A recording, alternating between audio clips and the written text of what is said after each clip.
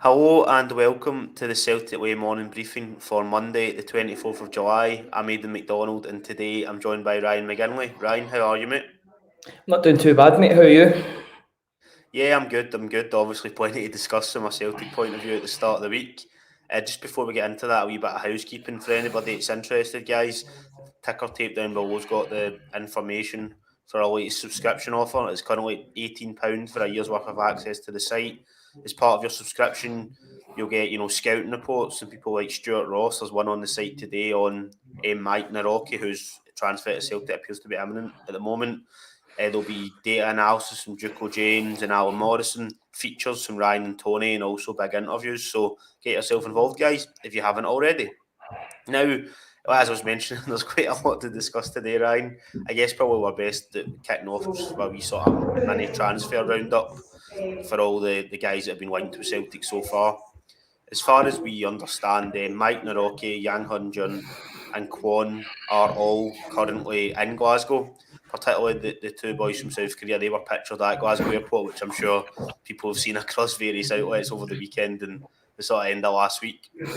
It was reported that Mike Naroki had completed his medical over the weekend, and it's understood that's going to be a 5-year deal, reportedly a fee between £4 and £5 million, I think, with add-ons. So I guess, Ryan, we're kind of just waiting for the transfers at this point. We're obviously hopeful that the deals will go through in the early part of this week, maybe even today.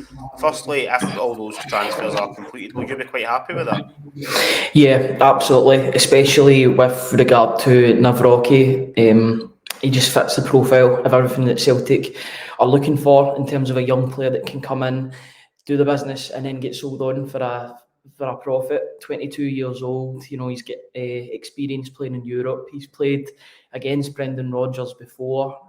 So Brendan Rodgers knows exactly who he is. He was a 20-year-old when he faced Brendan Rodgers Leicester 2 seasons ago, and he was a standout in that game. So yeah, it's really encouraging. And the two Korean boys, I'm glad that they're. It looks as if they're over the line as well.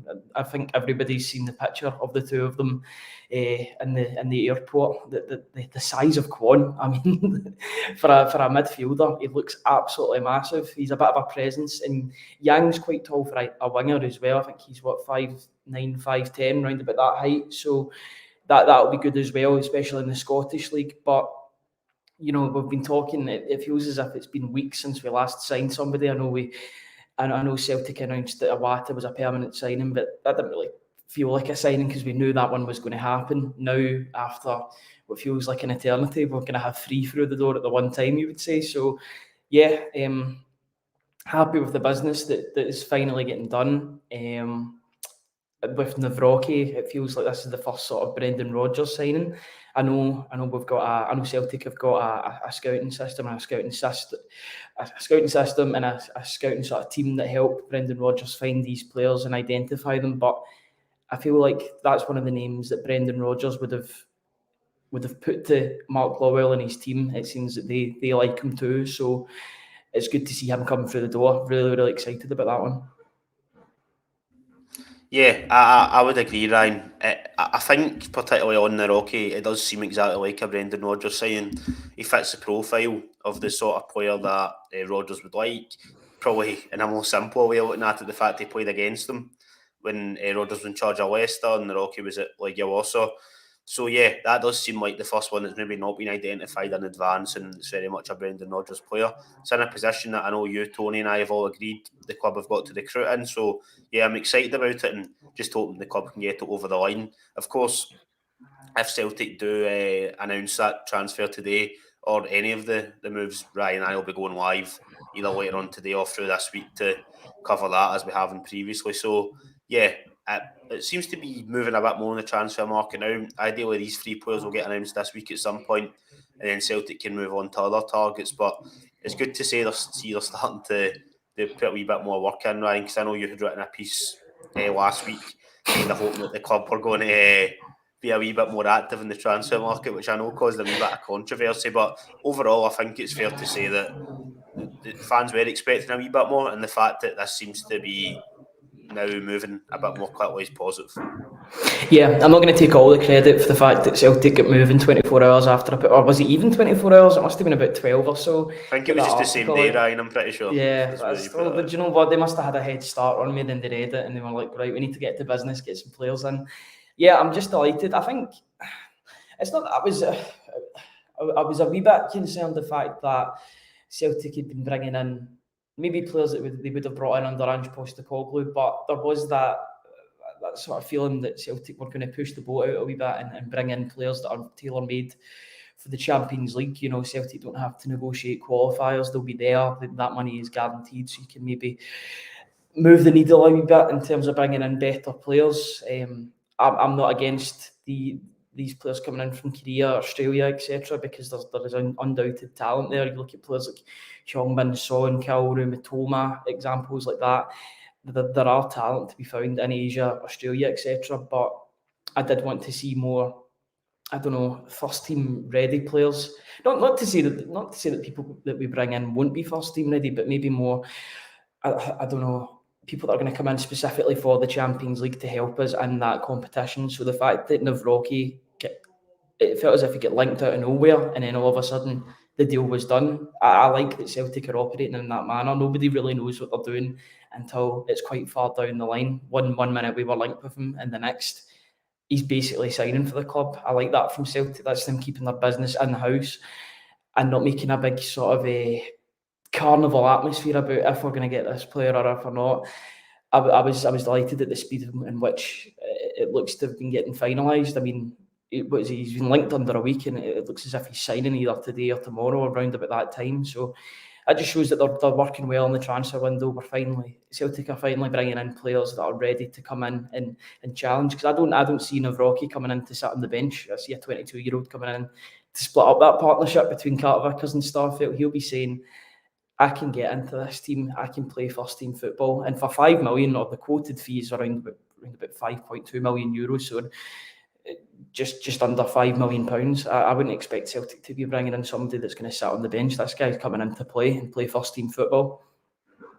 I would completely agree, Ryan. I think there's a chance he'll actually be in from the start almost instantly, given that Carter Vickers is out injured for a spell at the moment. I don't think we'd expect him to be involved in pre-season, and therefore you would have to say that might rule him out for the first couple of games of the campaign, with the hope being he's obviously fit for the trip to Ibrox just before the international break in September. But we'll obviously have to keep an eye on Nawrocki's progress. But I think the idea is that he's going to be coming in to challenge Ryan, and that's positive because you want every player to be first team ready. We know that can't be the case. It's just not the way football works. But ideally, every transfer target's coming in and wanting to be a first team regular.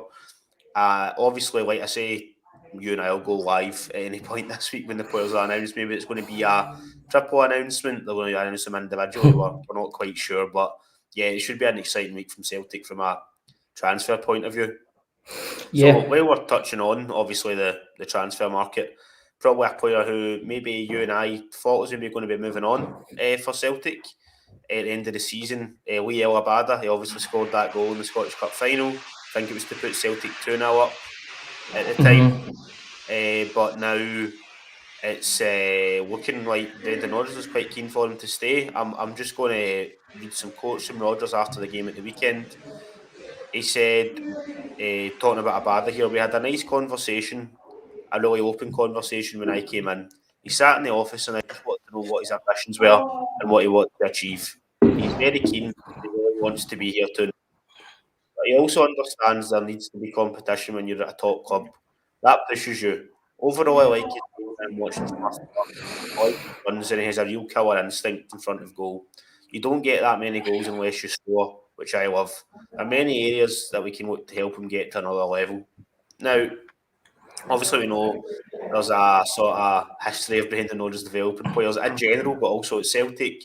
Somebody like Stuart Armstrong, Kieran Tierney, Tom Roderick. There's lots of names I could list from Rodgers' first spell in charge. Do you think the manager's highlighting Lee Elabada as somebody that fits into that category?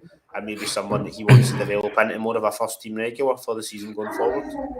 Yeah, absolutely. I think he was a bit of a victim of his own success with regard to the fact that he did so well in his first season when nobody really expected him to play that amount of games. It was due to the way the squad was at that point in time. He had to get relied on a wee bit, maybe a bit too much for a 19, 20-year-old in the first team. He didn't get as much minutes as he would have liked in the second season, which might have prompted his potential desire to move away from the club to get first team football. But yeah, he's definitely one of those players that has so much talent. He's got so much ability, especially in a forward sense. I read Brendan Rodgers talking about how he could still do work defensively. That's what I like to hear. I like hearing that he wants to focus the defensive sort of capabilities on wingers too, because that is going to be important, especially in the Champions League. They are going to need to do a shift off the ball in order to get the ball back against better teams in the Champions League. Abada's only 21. I need to remind myself that sometimes, because sometimes I feel like I can be a wee bit harsh on him because he can blow very hot and cold with his performances. Sometimes I think he looks like a complete world beater, and the next he doesn't look like he can beat his man whatsoever. But he's only 21. He's still got years to go until he finds his prime game, which probably won't be at Celtic, just given his age and given his profile. You know, he's one of these players that will move on in a couple of years.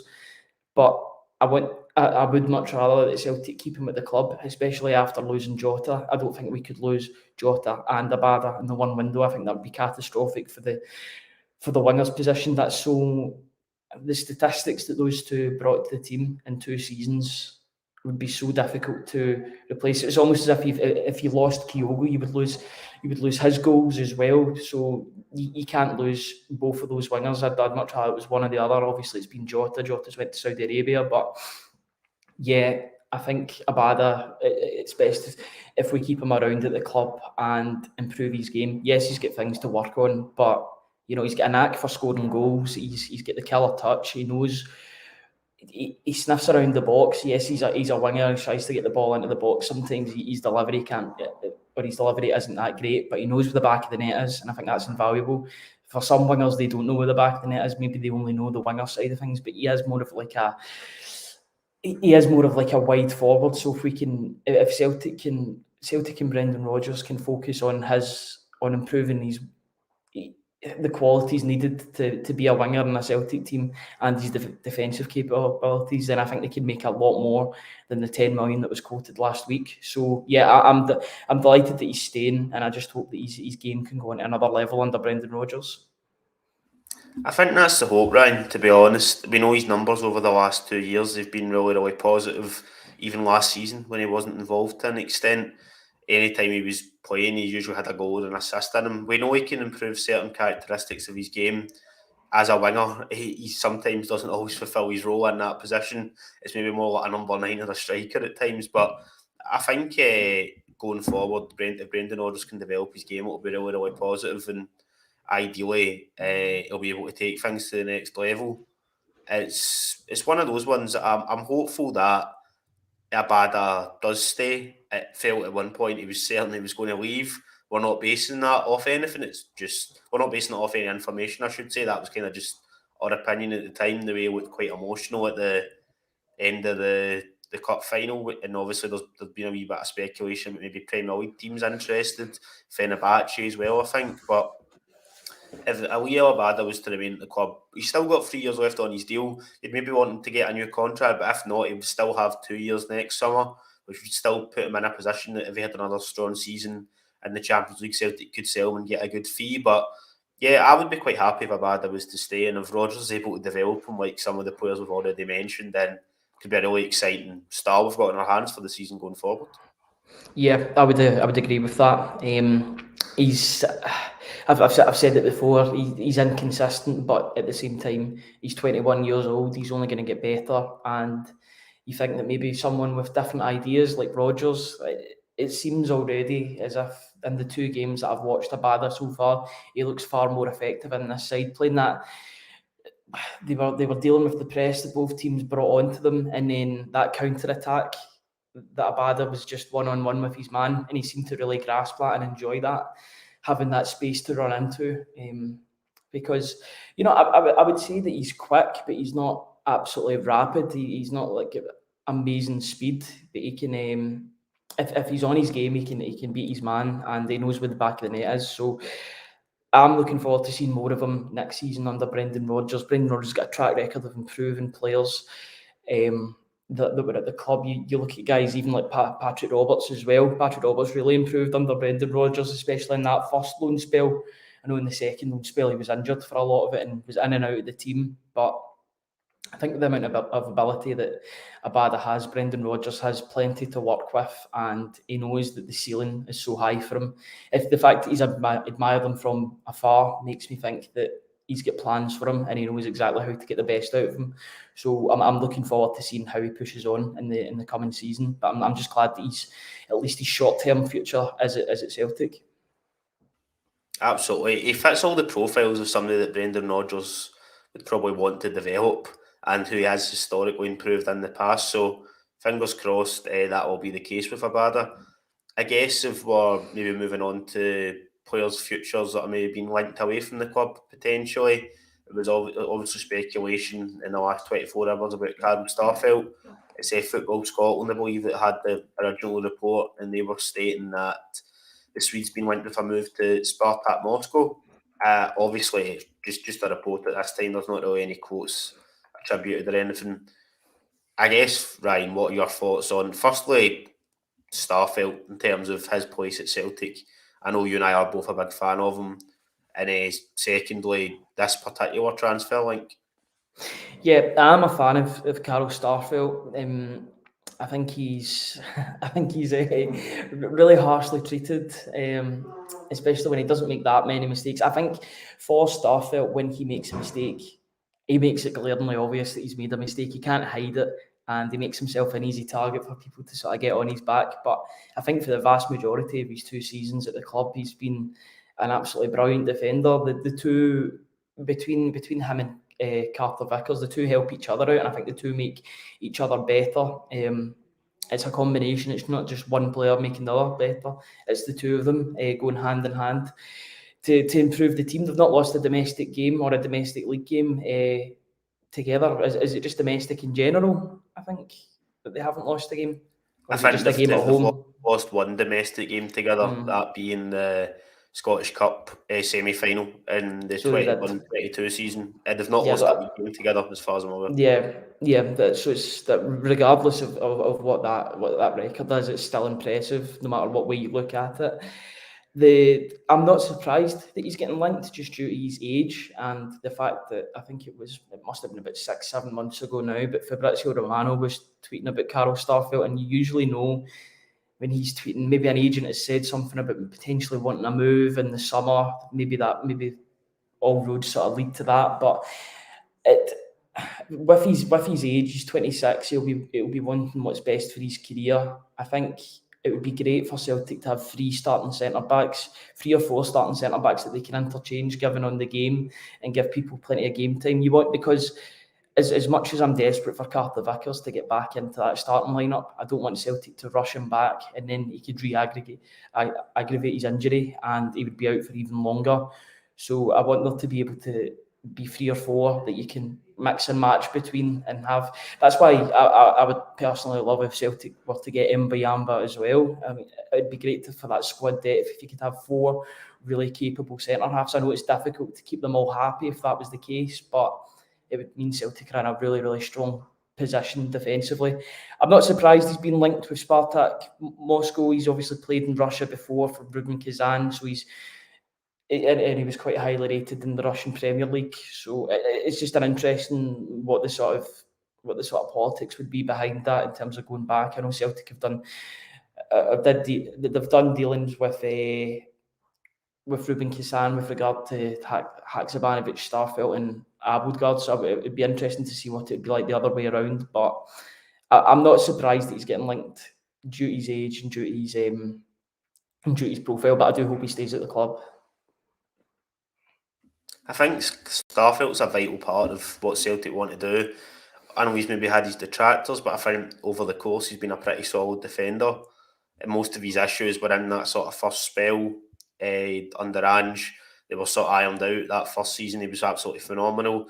The second campaign, he was unlucky to miss the 6 Champions League games through injury, but I You thought he forget equipped that. himself very well last season overall.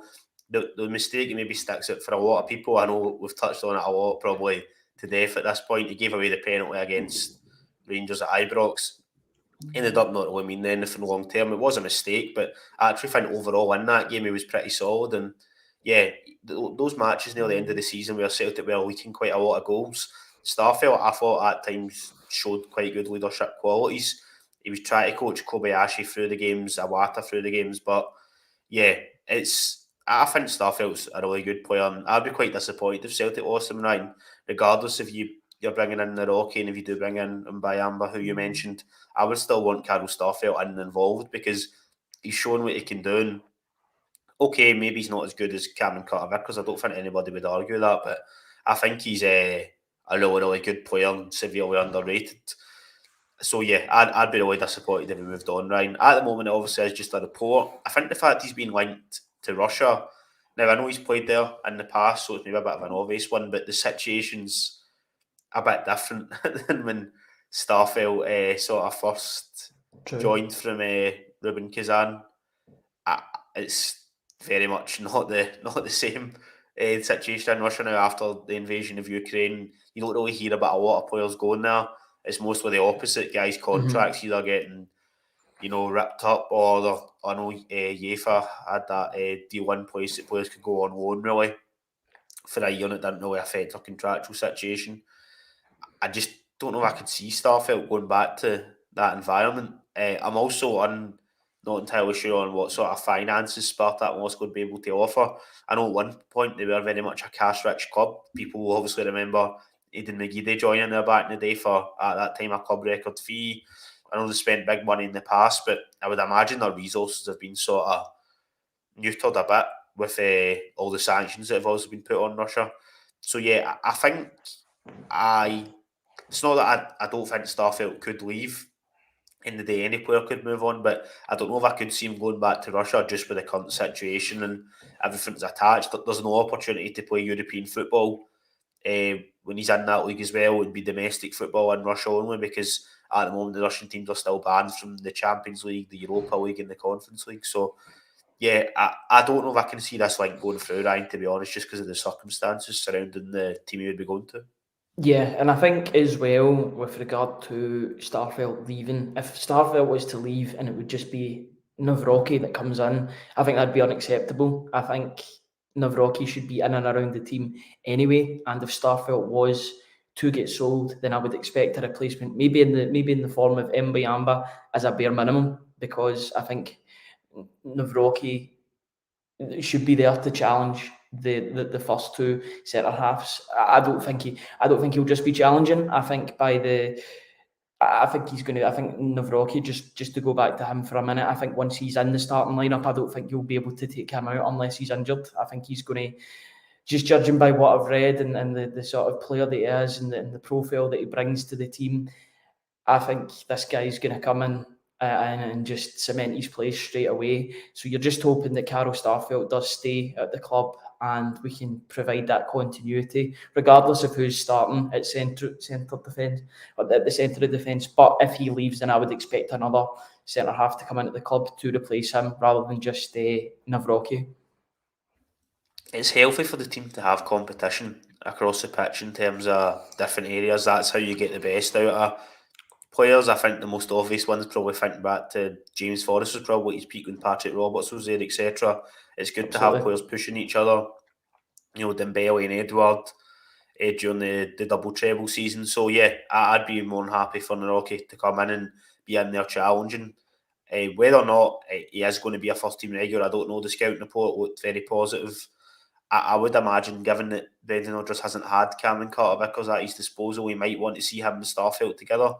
But obviously, we don't know how long Carter-Vickers is going to be out for. By then, by the time he's fit, Naroki could have cemented himself 4 or 5 games, and Rodgers is keen to just put Carter-Vickers in beside him, and Starfelt might need to drop out. But I think it's interesting. You can't have too many good players, Ryan. It's a long season. There's a lot of football that's got to be played. So, yeah, I'm positive about him coming in, and but I'd still like to keep Starfelt as well. In terms of players potentially coming in, a name who doesn't seem to be going away, particularly this summer, Kieran Tierney. He's basically revealed that there's no talks have taken place with Mikel Arteta over his Arsenal future. He's still on quite a long contract, as far as I understand, at Arsenal. He's been involved in pre-season so far. Arsenal been over in America. I think they recently played the MLS All-Stars. They beat them 5-0. There was the photo cutting about with Yakimakis that I'm sure people seen over the weekend, Ryan. I think they were playing Man United. I think they were playing Man United as well. You might have shared it on social media. I think the photo of him and Yakimakis, and as you say, the friendly with Man United took place. So Tierney was sort of discussing his future at Arsenal, really, and he'd said, it's not really up to me. I've not had discussions with the manager, and I'm just working hard every day and trying to do as well as I can. I didn't miss a single game because of injury last season. I was available for every match and always ready when called upon. I think everyone would agree that I never give less than 100% whether I'm playing or not. You can't play every single game every year, and I don't expect that. But I still made a lot of appearances last season coming off the bench. Now, obviously, he doesn't specifically mention Celtic there, Ryan. It's a link that people are going to make because of his past. You know, he came through the academy. At one point, he was one of the. At one point, sorry, or he is. I should still say the record transfer fee from Celtic for an actual youth player that came through. It's a joint with Jota at the moment in terms of overall individual left the club. I don't personally think Kieran Tierney will come back to Celtic just because of the finances involved. It would either be a really expensive loan deal, which would obviously be a one-off, like for one season, or you would need to wait till his contract was up or whatever, which Arsenal aren't going to let him go to a club for nothing. You'd imagine if he's not going to be involved this summer, he will move on. We know he's a quality player. We see that for Scotland still, but I just think it's probably out of Celtic's sort of financial ballpark at the moment. Yeah, I mean, I would say the same at this point in time, but I was also saying the same things about Brendan Rodgers when he was linked with the club, and it turned out that, you know, these things can happen. Stranger things have happened in football, and Kieran Tierney coming back to Celtic, that is for sure. I'm just interested in what his offers will be like down south if he was to leave on loan. You'd think teams like maybe two that I've mentioned previously before, because of the ones that would make most sense would be Aston Villa because of Unai Emery, and Newcastle because it's closer to Scotland. You're sort of like a couple of hours away from Scotland from Newcastle, so that one would be a good one. You'd still have Champions League football. You get European football at Aston Villa as well. They're building a really, really strong squad, or so it looks like. Some really big names coming through the door there. But, you know, you can't discount that boyhood club sort of pool that Celtic will have with Kieran Tierney. There is no doubting that Kieran Tierney he's basically one of us. He was the very definition of a Celtic fan on the pitch when he was playing for Celtic, and I don't think that can be understated. I think that can be a real pull factor to bring a player back. I would love to see him back. I still think we will see him back in the Celtic team at some point. I don't know what age he'll be then, but I would love to see him come back to the club. If Celtic could make it happen, even for a season while they reassess things at left back, maybe scout that market for a year and bring Tierney back, then, I mean, I don't know about you, Aidan, but I wouldn't be against it. That's for sure. I think he's been desperately unlucky. The fact that he's talked about not being injured a lot last season, the fact that he just wasn't getting played because Zinchenko is better as an inverted fullback where he can go into the middle of the park. That's where he started his career in Ukraine. So if Rodgers wanted to play with traditional fullbacks, then I can't think of anybody better to play a traditional fullback if he's fit than Kieran Tierney. Rodgers hasn't managed Celtic without Kieran Tierney. You've got to remember that. This is the first time he's managed Celtic and Kieran Tierney isn't at the club. So, you know, if it could happen, then I'd be all for it. But, you know, it's just a rumour at this point. But I don't think any of us would deny Kieran Tierney coming back to Celtic. Oh no, nobody'd be against it. It'd be a massive high-profile signing, but I just think the financial logistics would mean it would probably need to be an expensive loan, and then you're already having to look to a year down the line replacing that player. I do think Kieran Tierney will come back to Celtic before the end of his career, but I'd imagine it will when he's in his sort of twilight years, really, near the end. Obviously, he's had a lot of injuries, so he might not play on as long as some other players that might be into his maybe early 30s. But I just think when he's about to hit his peak, if he's not already there, then I just don't know if I can see it, Ryan. But there's absolutely no doubt that I'd be excited if he was to come back. It would be a phenomenal signing and a really big statement of intent. But I just don't think I can see it at the moment. I think we'll probably leave it there for today, guys. Thanks very much for viewing it as always. Obviously, we went through a few things here, such as the 3 players that have been linked. Ryan and I will be going live at some point whenever they're announced, and we'll be hoping to get a couple of experts on that have watched the players to maybe give a wee bit more insight. We've got scouting reports on all 3 on the site, but we'll obviously reshare them when they're announced. But Ryan, yeah, thanks very much for joining us, mate. Always a pleasure. Thanks for having me, mate. Enjoyed that. And just for anybody that's interested, ticker tape down below. The current deal we're on is £18 for a year's worth of access to the website. Top quality journalism covering the club you all love. To get yourself involved in that, let's go to www.celticway.co.uk/subscribe. Cheers, guys, and we'll see you all tomorrow.